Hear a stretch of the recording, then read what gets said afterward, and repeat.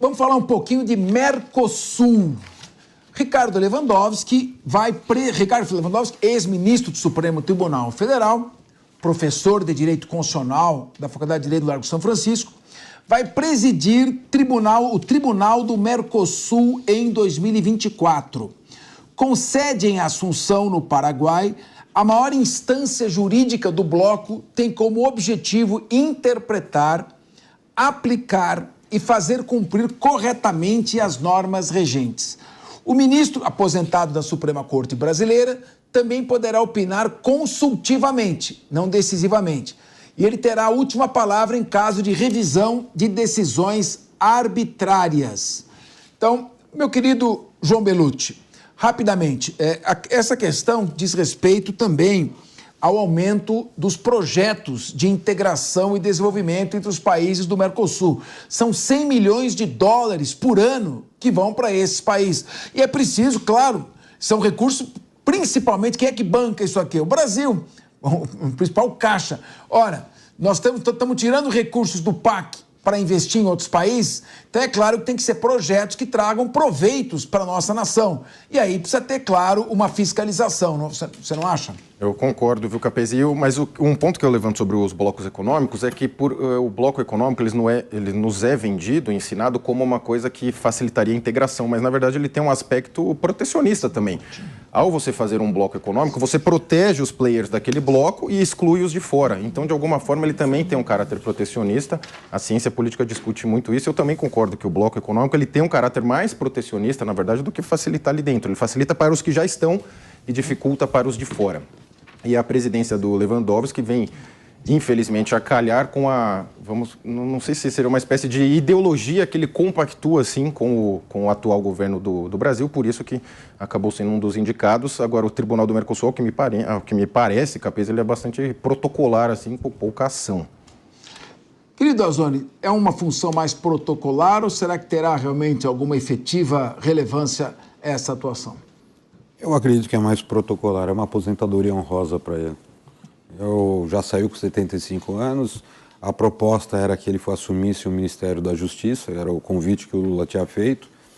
Ele preferiu não assumir e eu acredito que isso seria mais uma questão de uma aposentadoria honrosa para ele, assumindo um quadro como esse, presidente do Tribunal de Contas, né? Um cargo internacional, não tão polêmico como o ministro da Justiça. Não vai ter, mas é mandato também, viu? Ele não se aposenta, não vai ficar o tempo todo lá. Acho que é mandato de 1 ano e alguma coisa. Mas é mais uma situação. Não deixa de ser uma distinção. Sem dor de cabeça.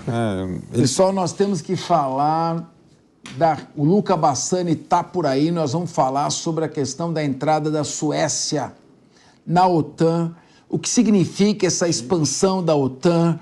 A gente às vezes que o Jovem Pan bate como poucos nessa questão da política internacional, das guerras, da expansão. Então nós vamos discutir isso daqui a pouquinho.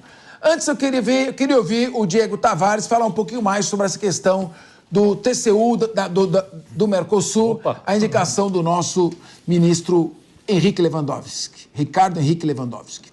Primeiramente, professor, o senhor disse que ele foi professor lá na USP, ele tem um título mais honroso que foi de professor da Faculdade de Direito de São Bernardo do Campo, a minha querida alma mater. Então, Lewandowski, enfim, eu concordo com o Azoni que é uma forma de contemplar uma pessoa que, enfim, é um aliado do Lula de primeira hora, foi indicado ao Supremo Tribunal Federal pelo PT. Eu só me questiono que, ao que consta, a atividade que ele vai desempenhar como presidente dessa corte é algo que ele tem que estar disponível o tempo todo, e essa corte é sediada no Paraguai, ela não é sediada aqui no Brasil. Então, precisamos ver como é que vai ficar isso. Lewandowski vai deixar de aproveitar aí a sua aposentadoria como ministro do STF para ficar lá no Paraguai, esperando no seu gabinete que esses processos inerentes ao Mercosul cheguem, enfim. Vamos aguardar os próximos capítulos, ver como que isso vai ser operacionalizado. Mas, enfim, não deixa de ser, como foi dito aqui, uma saída honrosa ao Ricardo Lewandowski. Quero estender também meus cumprimentos à Faculdade de Direito de São Bernardo, excelente faculdade. Temos aqui um exemplo disso, Diego Tavares. E eu me lembro, no distante ano de 1982, o professor Henrique Lewandowski, Ricardo Henrique Lewandowski, substituindo Dalmo Dall'Are e dando aula sobre teoria geral do Estado. Olha que interessante.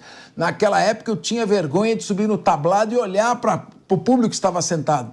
E eu via a loquacidade, como ele falava, desenvolvia o seu raciocínio rapidamente, o vocabulário. Sem dúvida, ser um bom professor sempre estimula os seus alunos. E quis o destino que a grande doutora Yara, sua esposa, viesse a ser minha aluna anos depois. Raquel Galinatti, gostaria de ouvi-la também.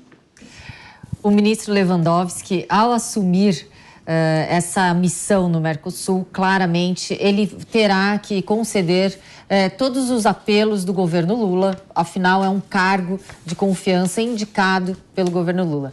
É engraçado que no dia 25 de dezembro, ou seja, 3 dias atrás, ele sinalizou abertamente, publicamente, a possibilidade de aceitar o convite de vir a ser a ministra da Segurança e Justiça. Ele estava ali sinalizando a vontade de aceitar. Então, realmente, eu concordo com os meus colegas de bancada que foi um prêmio de consolação.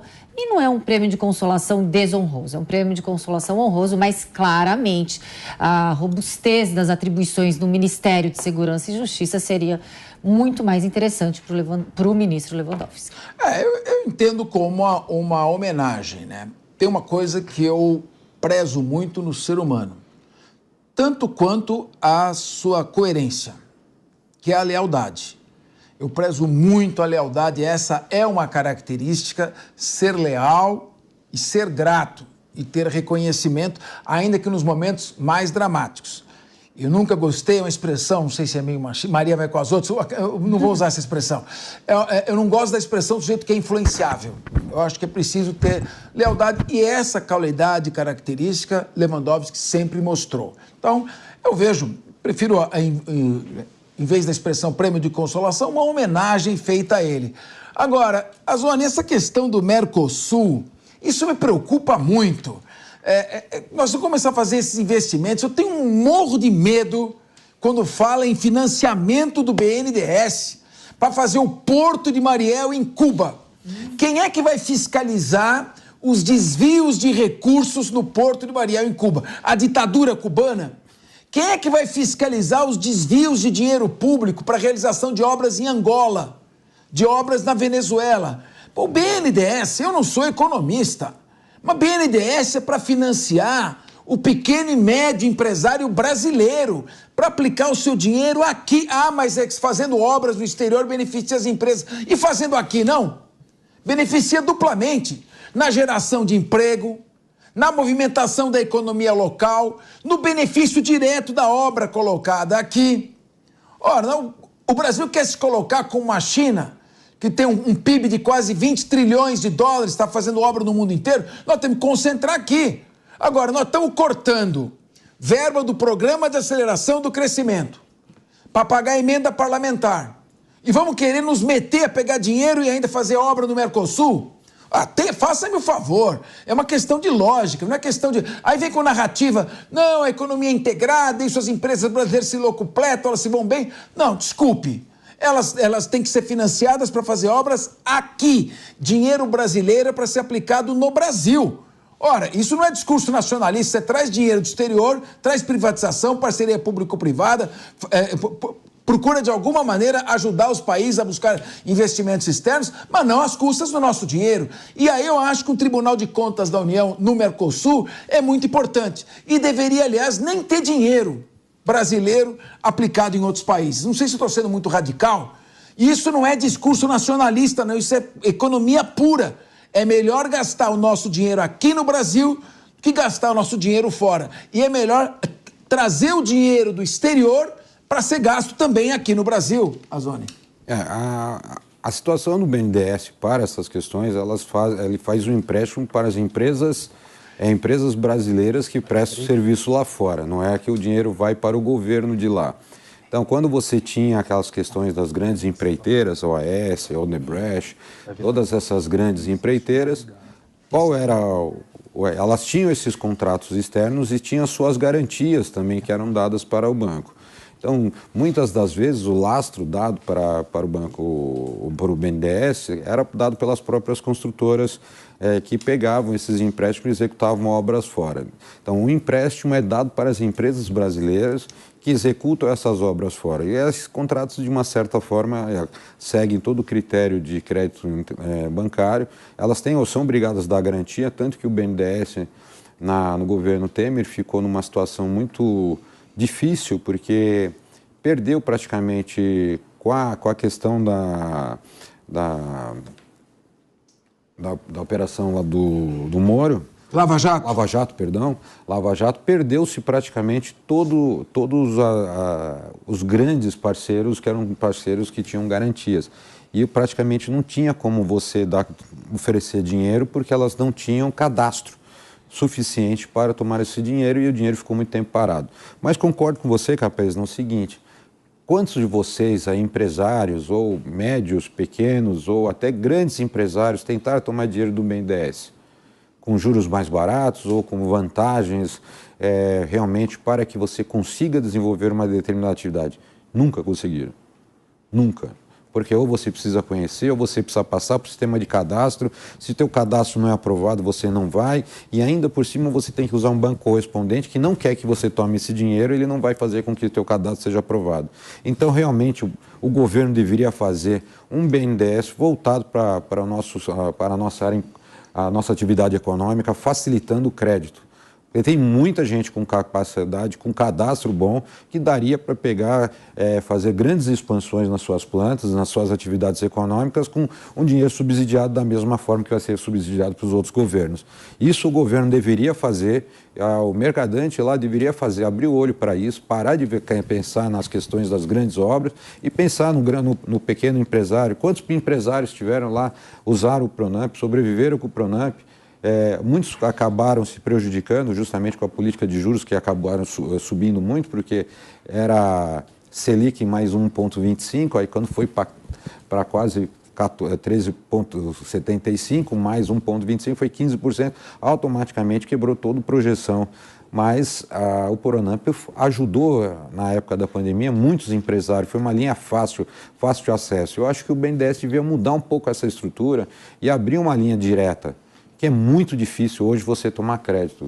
Principalmente quando você faz empréstimo para grandes empresas aplicarem esse dinheiro em obras em países onde não tem um sistema de controle. Não tem Tribunal de Contas, não tem Ministério Público, não tem um sistema de justiça democrático e confiável, não tem instituições fortes.